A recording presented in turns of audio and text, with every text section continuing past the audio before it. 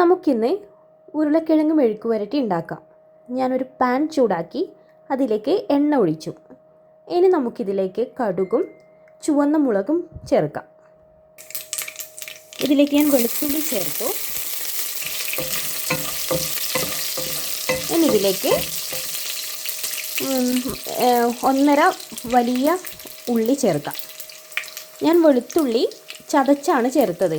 ഇനി നമുക്കിതിലേക്ക് 1.5 കഷ്ണം വലിയ ഉള്ളി ചേർക്കാം.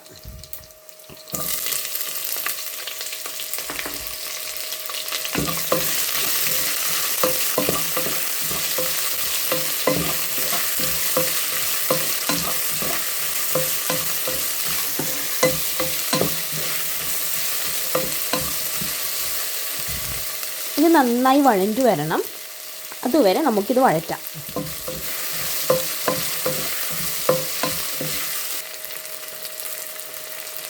ഇതിലേക്ക് ഞാൻ കുറച്ച് കറിവേപ്പില ചേർത്തു. ഇത് വഴഞ്ഞു വന്നിട്ടുണ്ട്. ഞാൻ ഇതിലേക്ക് 4 ഉരുളക്കിഴങ്ങ് ചെറിയ പീസായി കട്ട് ചെയ്തത് ഇടുന്നുണ്ട്.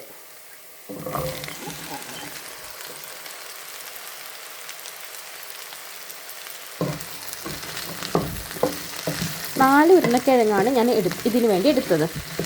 അത് ഇതിലേക്ക് ചേർത്തു. ഞാനൊന്ന് മിക്സ് ചെയ്തു. ഞാൻ ഇതിലേക്ക് 1/2 ടീസ്പൂൺ മഞ്ഞൾപ്പൊടി ചേർക്കുന്നു. അതുപോലെ 1.5 ടീസ്പൂൺ കുരുമുളക് പൊടി.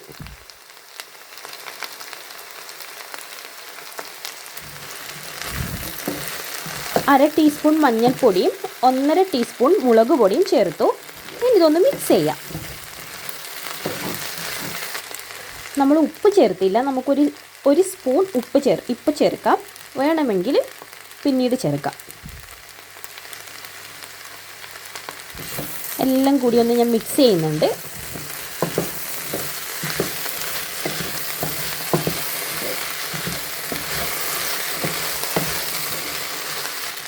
ഒരു മിനിറ്റ് വരെ ഞാനിതൊന്ന് ഇളക്കുന്നുണ്ട്.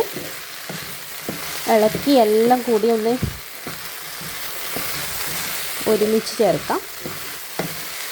1 മിനിറ്റ് മതിയാവും.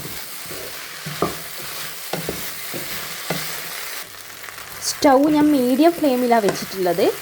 ഒരു തവി വെച്ച് ഞാൻ എല്ലാം കൂടി യോജിപ്പിച്ചു 1 മിനിറ്റ് നേരം.